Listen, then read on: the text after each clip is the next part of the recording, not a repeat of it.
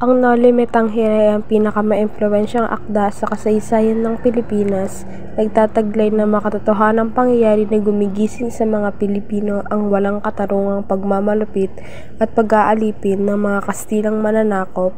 Sinimulang sulatin ni Dr. Jose Rizal ang mga unang bahagi ng Noli Me Tangere noong 1884 sa Madrid noong siya ay nag-aaral pa ng medisina.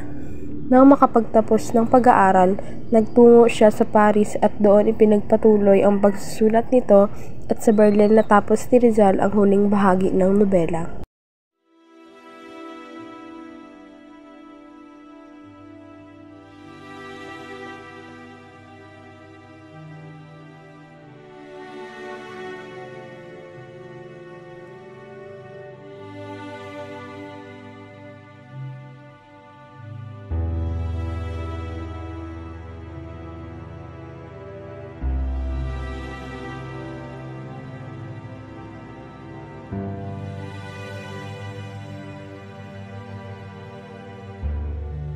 Isang pagtitipon ng ihanda ni Don Santiago sa kanyang bahay na nasa tabi ng ilog ng Binundok at sa daang Anluwage. Siya ay kilala sa bansag na Kapitan Tiago at higit na kilala siyang maginoo at bukas ang palad sa pagtulong sa kapwa. Alos puno ng tao ang kabahayan. Magkakasama sa isang pulutong sina Padre Sibilia, Padre Damaso, isang nakapaisana at isang kawan. Kaalis ko pa lamang sa bayan ng San Diego pagkatapos ng 20 taong panunungkulan. May 6,000 taong naninirahan noon at ang lihim ng bawat isa ay batid ko. Nung ako'y umalis, sino nagatid sa akin? Ilang matatandang babae at ilang Henero Tercero. Gayong 20 taon akong nanirahan roon. Wala pong kinalaman iyan sa desistan ko ng tabako. Nabigla si Padre Damaso at halos mabitawan ang hawak na kupitan. Ano? Hindi ba kayo nakakaintindi? Hindi nyo ba alam na mali ang ginagawa ng ibang mga ministro? Naniniwala ba kayo?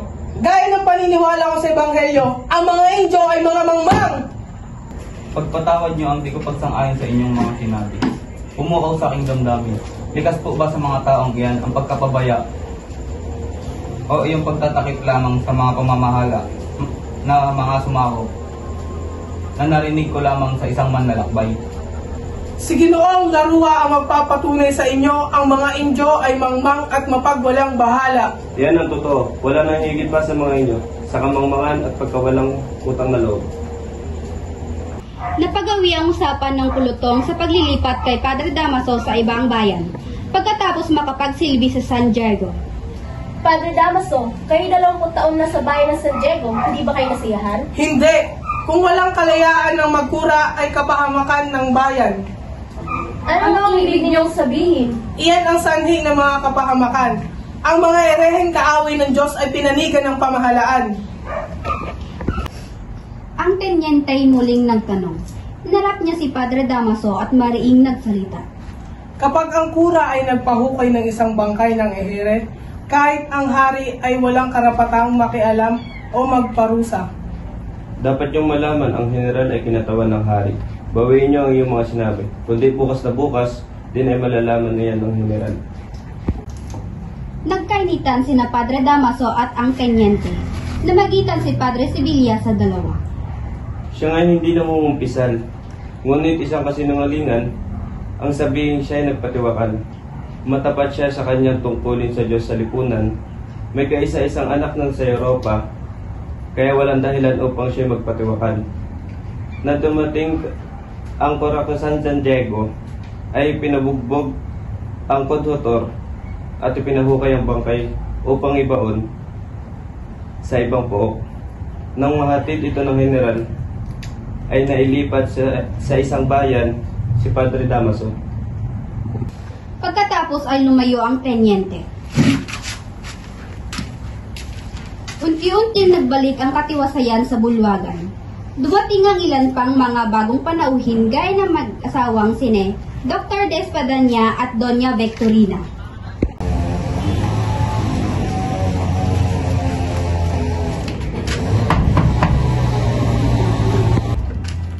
Magandang umaga, Ginoong Espadanya at Doña Victorina. Tuloy po kayo.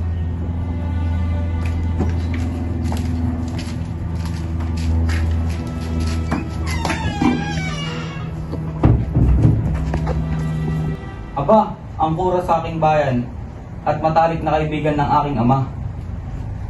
Hindi ka nagkakamali, ngunit hindi ko kailanman naging matalik na kaibigan ng iyong ama. Ipinaliwanag ni Rizal sa kanyang liham sa matalik niyang kaibigan si Dr. Ferdinand Bumetrit ang mga dahilan kung bakit niya isinulat ang Lonnie.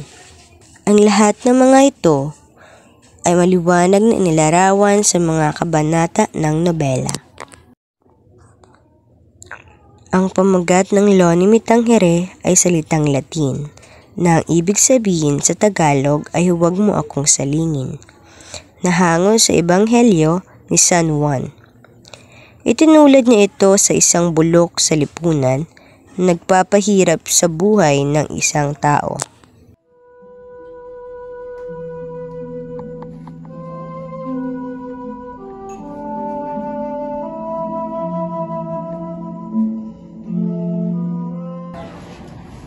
Ikinararangal ko may pakilala sa lahat, si Ginoong Crisostomo Ibarra, anak ng nasira kong kaibigan.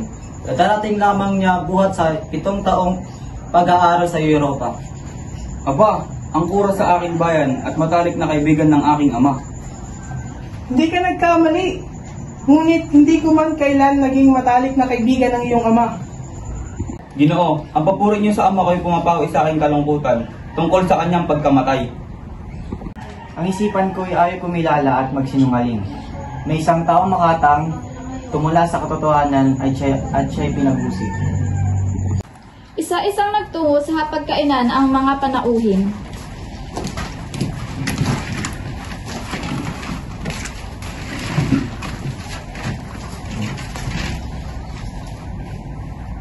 Si Padre Sibilia ay masayang-masaya samantalang masama naman ang loob ni Padre Damaso. Pinag-aagawan ni Padre Damaso at Padre Sibilia ang kabasyera. Ang luklukan ko'y para sa inyo. Kayo ang unang kakilala at kondisyon ng nasirang may bahay. Alang-alang din sa inyong gulang, katungkulan at kapangyarihan. Hindi naman po katandaan, ngunit kayo ang kura ng bayan. Nasaan na ang tinolang manok? Ipinahain ni Kapitan Tiago ang tinolang manok.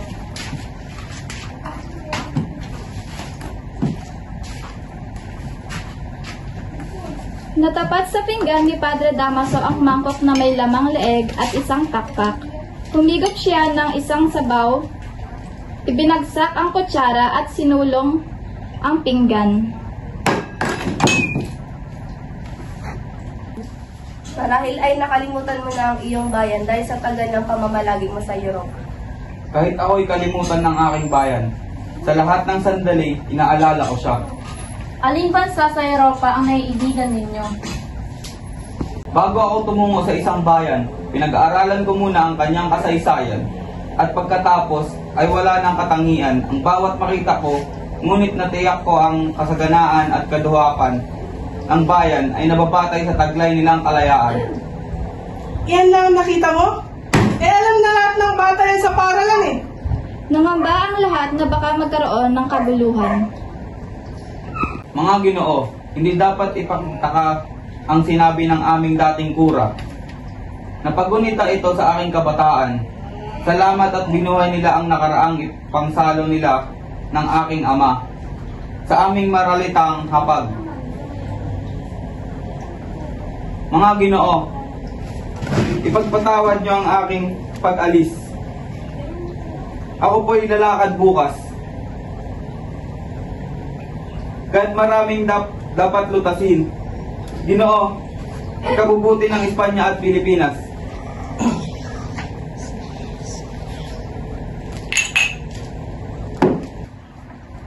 Nakita niyo na, yan ang kasamang dulot ng pagpapaaral sa Europa. Nagiging mapagmataas. Dapat ipagbawal na ng pamahalaan ang gayon. Binata, mag-iingat kayo. Ang nangyari sa iyong amay, isang halimbawa na dapat maulit pa. Maaari po bang sabihin niyo sa akin ang naging kapalaran niya? Akala ko'y alam nyo na. Ngunit huwag kayong mabahala. Dito pa ay kailangan mabilanggo upang maging marangal. Alam kong hindi niyo ako naisaktan. Sabihin niyo kung bakit siya nabilanggo. Mamamatay akong hindi mamamalas ang pagsikat ng araw sa aking bayan.